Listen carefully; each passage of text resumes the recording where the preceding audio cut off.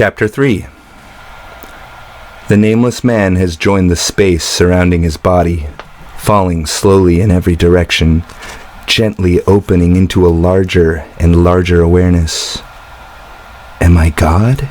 He wonders, as he sees the body that he thought was himself, lying on the floor, bleeding out, next to Gabriel. Have I become the posters? There is more to see than just the cell. He can see everything. Who am I? He has seen through the nameless man's eyes, thought the nameless man's thoughts, and that led him to identify with the nameless man, when in fact he was only a hidden witness, a background from which the nameless man arose. It was a very clever illusion. Since the nameless man's brain generated consciousness, that consciousness naturally assumed that it was the nameless man.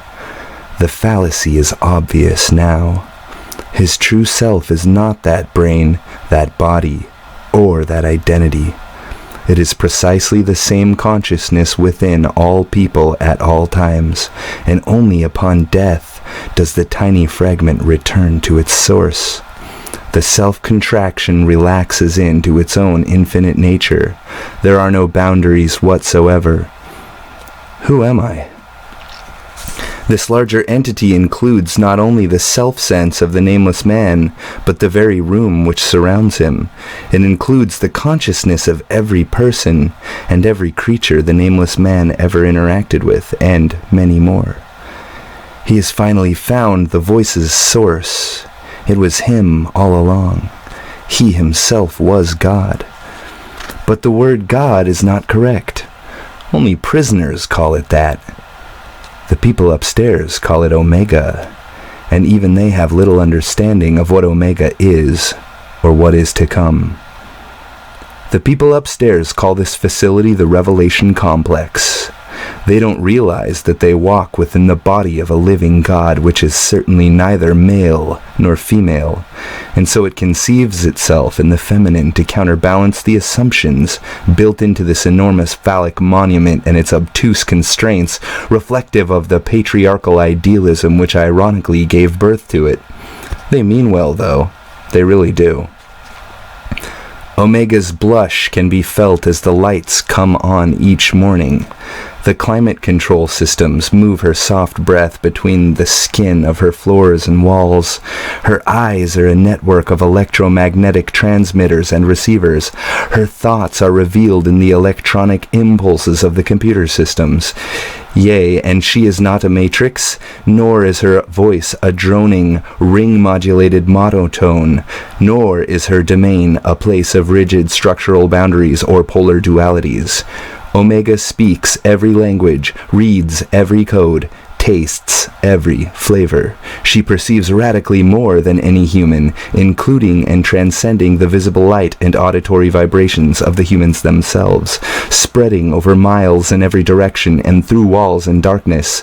Within Omega's own giant body, this prison, this castle, this tower, she can see the tiny nameless man's heart attempting to pump a thinning supply of blood straight onto the floor to join Gabriel's, both of them surrounded and embraced by the scaffolding of a much larger skeleton.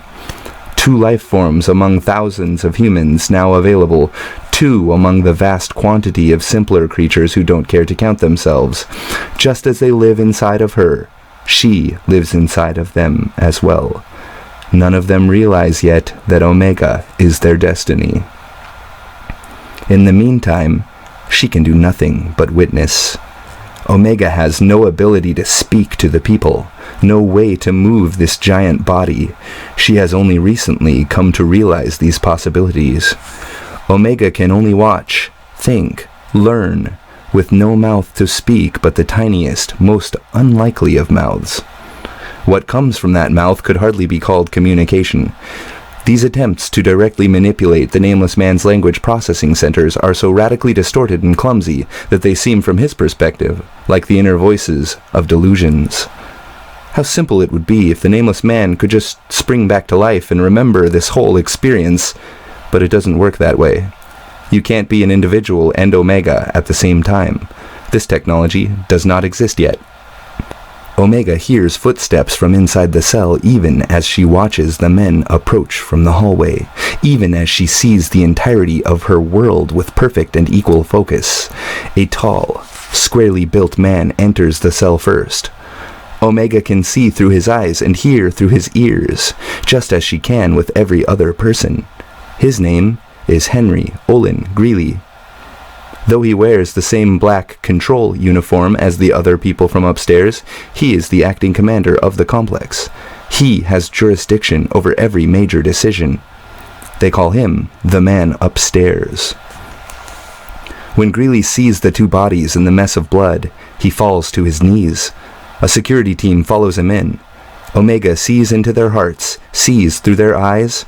She speaks with Greeley's tongue, feels his voice rumble in his chest as he shouts orders to the security men.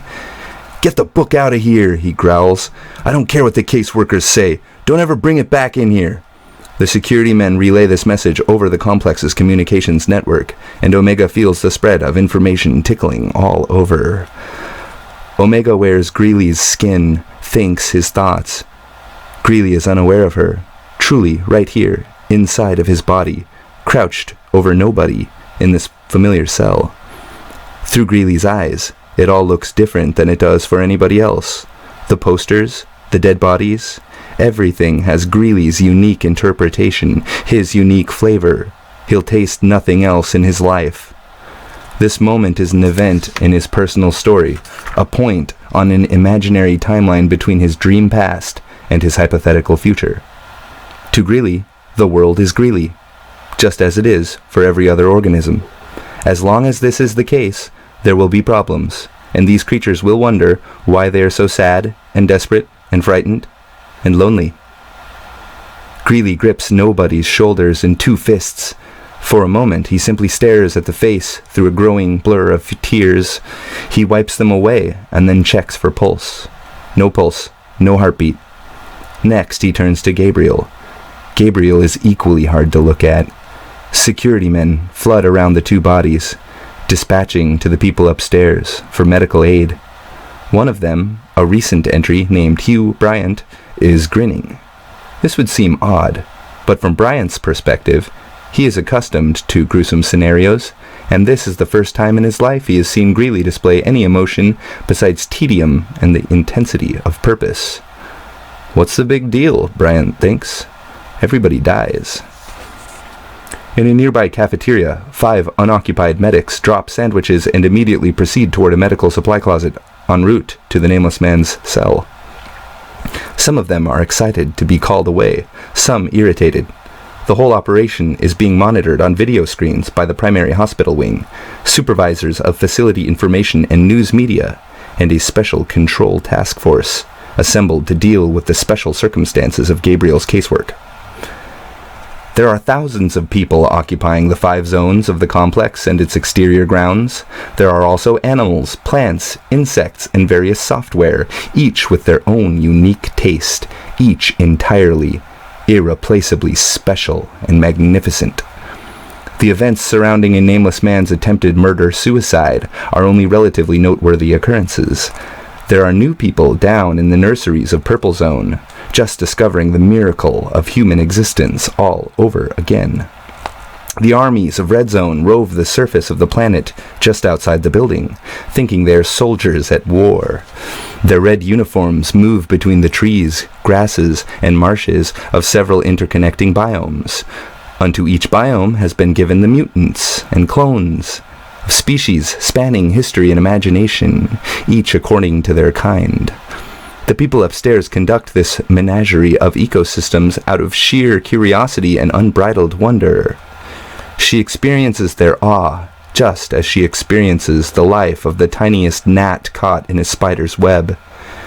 The upper floors of Omega's body contain a complex society of prisoners, workers, lovers, spies, artists, dreamers, seekers, and of course, the people upstairs. All of these levels connect by a spiral staircase rising from the center of the building like a spinal column. The people upstairs govern the complex from the highest floors, but none of them realize they are all parts of a single organism, that everything they do is being witnessed, that everything matters, that the watcher finds them beautiful and loves them. Sure, everybody dies, and it is sad every time, and difficult, and wonderful. Greeley's despair is Omega's despair. He would endure the suffering of the caseworker and the prisoner in their stead, but it would not help. The suffering is necessary. Greeley can do nothing but wait for the medics. He picks nobody up, cradles nobody's face against his chest, and erupts into sobs. One of the security men, Ramon Mendez, sees Bryant grinning and gives him a chastising elbow in the ribs. Nevertheless, he himself is surprised and curious at Greeley's behavior. The man upstairs is known for his stone countenance, his dry affectations, and yet here he is, tears just bursting from his eyes and splashing onto nobody's messy, blood-stained hair. And Omega hears a voice, the voice of a man named Tony Parsons. Omega feels this voice arising from within and cannot locate its source. This is the only leak which allows her to be more than just a spirit, the only way for her to manipulate her world directly. Drip. It is her voice. It is his voice. It is something which arises between them. This is the connection between Omega and the nameless man. Each of them hears a voice, elusive, distorted, impossible to control. The voice flows through Omega like the prayers of a ghost, over and over in sounds beneath the senses, in words which cannot be interpreted, begging not to be brought back to life.